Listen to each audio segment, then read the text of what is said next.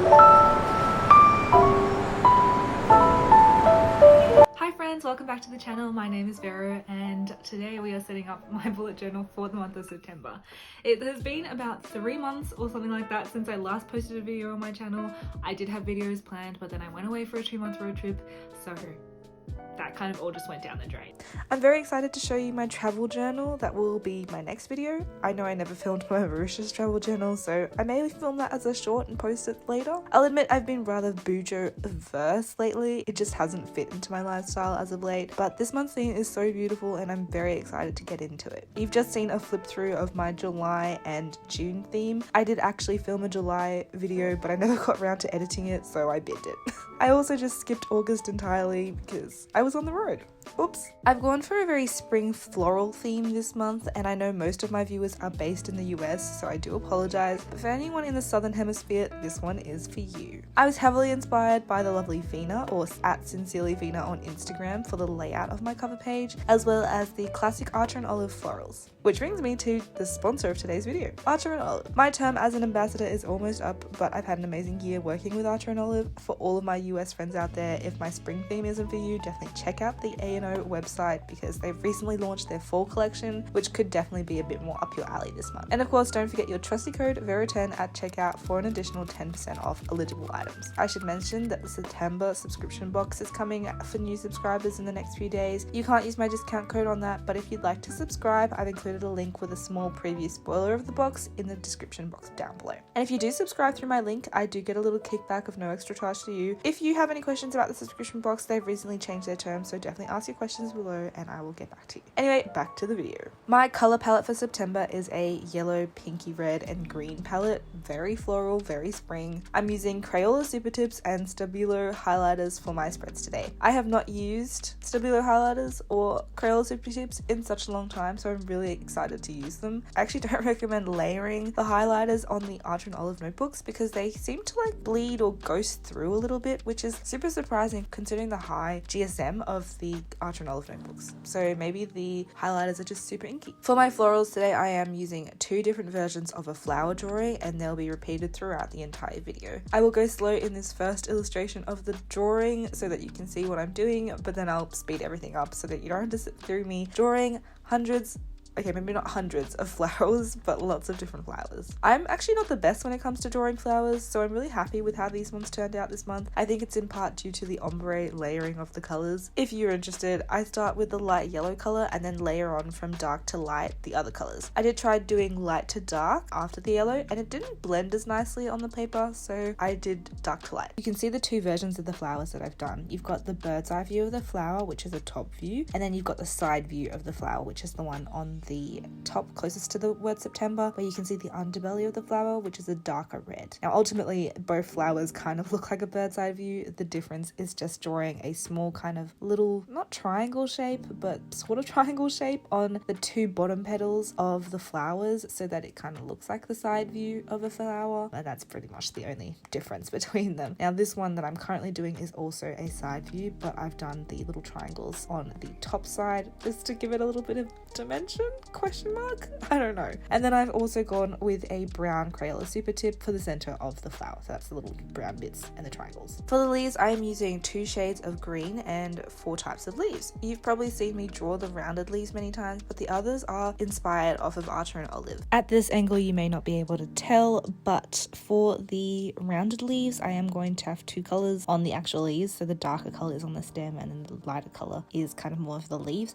I abandoned this idea like later on in the video because I get too bored, or not too bored, too lazy to do this, so I ended up just doing light green. For the other leaves, I am going to do 3 of the leaves, or 3 of the types of leaves in light green, and then 1 of them is going to be in the dark green. This one has kind of like, what do you call this, figure 8 holly shaped leaves, and then I'm going to just draw a little darker green line in the center of each of the leaves for dimension.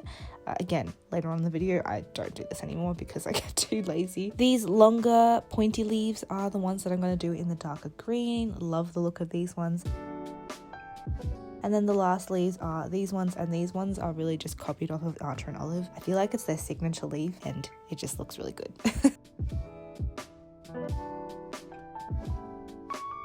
I've also included little ready pink dots of varying sizes to tie the whole page together. It's something that I've never really thought of doing, so thanks to Vina for the idea.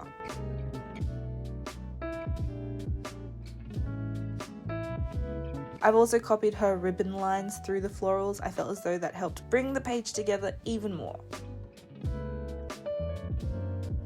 I really wanted to add a little Dutch door this month. It's becoming almost a signature of mine because I've done it for nearly every month this year. So for this one, I'm just going to cut the petals and leaves, or cut around them. I leave about like, I don't know, half a centimeter gap between the florals and the cutting. For my monthly log, I've gone for my favourite vertical monthly log, but I've split it into 2 columns to fit in with the florals on the left page. If you're interested in seeing different types of monthly logs, definitely check out my video on every single style that I've ever used over here. I'm not usually one to pencil out my lettering, but because I'm using the Crayola Super Tips, which aren't your typical brush pen, they come into a point, but they're not like super flexible. So it's slightly different hand holding of the pen, so I felt that marking out the lettering would help me in this scenario, but unfortunately I can never get my M's to look just right. There's always something off about them, like the spacing. I know I'm being nitpicky about it though, so I should stop complaining. Something I've noticed is that when I write smaller for the little details like numbers and days of the week, it does make my page look nicer, like especially with these little details. Maybe, is it just me? Anyway, I've made them so small this time using a 005 Pigma Micron to write it out. And I'm highlighting the weekends so I don't get lost.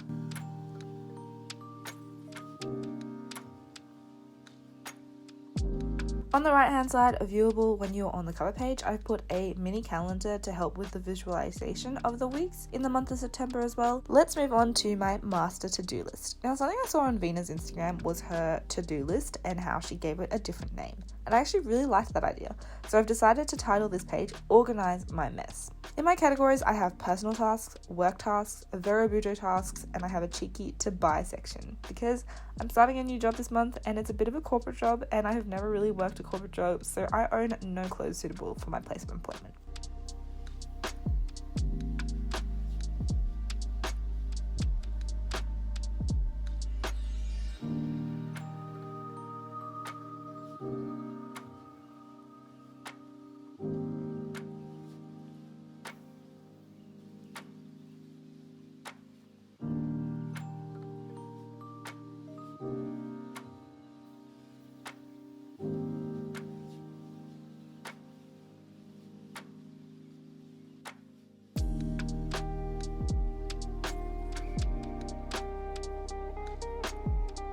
My next spreads are my habit tracker and my monthly review page. If you've been following me for a while, you'll know that I typically reserve this page for the end of my weekly spreads, but I felt like putting it at the beginning with all of my monthly spreads this month so that I can update as I go. It's like consolidating all of my monthly spreads. Anyway, for my habit tracker, I've gone for the classic vertical tracker. Again, if you'd like more inspiration for habit trackers, check out my Habit Tracker 101 video, which is linked in the card above. The things I'm tracking this month are drinking water in the morning, doing yoga, drinking no less than 2 liters of water a day, when I use my retinol, when I wash my hair, etc. Nothing super innovative in terms of habit trackers this month, but as you can see, there's a really big focus on drinking more water, because I am bad at that. But the real innovation in today's video is actually my weekly log. I haven't done a structured or planned weekly log spread since April when I did my green leaf theme, which you can check over here. But those weekly spreads were all the same format and I really wanted to challenge myself this month, especially since I was feeling excited at the prospect of bullet journaling again. So for the 5 weeks of September, or the 5 weeks that I've included in September, I wanted to find 5 different weekly spreads that could incorporate my theme. And I think I've done pretty well. So my first weekly spread is divided into 6 days. Each column is 8 squares across, although I guess you could say 9 because of the placement of the dividing lines. The columns are about in the middle of the page, leaving about 8 squares on the top and on the bottom. I made it easier for myself by omitting the Monday because that's the day we return home from our road trip of 2 months. The daily logs are all vertical and I put the week numbers and decorations on the top. I also included the numbers in a lighter color over the words. Something to note about this theme is that I have drawn a line on each page of 2 columns or 2 squares from the edge, because later in the video I will be creating tabs for the whole entire month, so stay tuned for that. For week 36 of the year, I've decided to separate the weeks into 2 rows, so you've got 4 days on the top and 3 on the bottom. I can comfortably fit 3 days per page, so on the top with the 4 days you have one of the days on the left-hand page. Again, the columns are 8 squares, and then this time by 16 squares, including all of the headers, if you're interested. For week 37, I've gone for only 2 columns per page, but multiple rows. If you were to draw lines, each of the areas would be square-ish, I think, which you will see more clearly for week 38. Because in week 38, I delineated the days of that week in 11 by 11 square boxes. I decorated the page first so that the lines and the boxes don't cut across the decorations, rather they integrate them into the markings of the daily boxes. Just those little small details, you know? Finally, week 39 is possibly my favourite because like week 36, I've gone for 6 days instead of 7, meaning that they fit perfectly across the page. The day that I've omitted for this particular week is Sunday because Sunday falls into like October, so I was like, I'll deal with that later. The columns are, however, in a diagonal line, which I thought was pretty fun.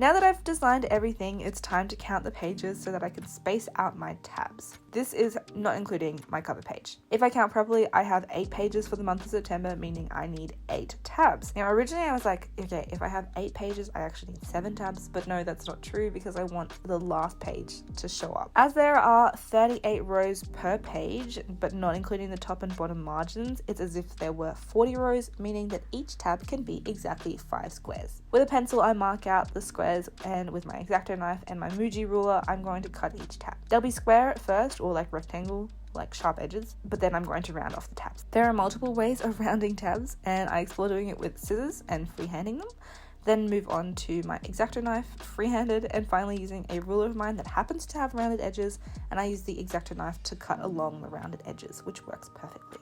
You may not have noticed, but in week 36, I did make a mistake of forgetting that I was going to do tabs. And weirdly enough, once I had cut the tabs for week 36 fell exactly on the decorations, which I found super funny, or super weird, don't know how that happened. But in order to remedy this, I thought about how I could color the tabs or what I could do to the tabs to make it so that those decorations didn't appear. I thought of washi tape first, but I didn't have the right colours, so I looked to the pens that I'd used for the project and realised that I had 7 colours. I would just have to repeat one of the colours once. I tested them out on a separate paper to make sure that I had the right ombre, and then I got to colouring the tabs and it turned out so pretty.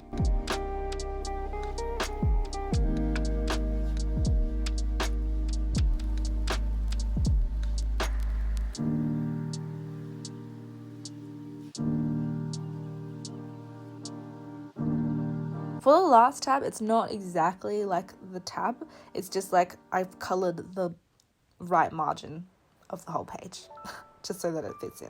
Anyway, for the moment that we've all been waiting for, here's a flip through of my whole entire month.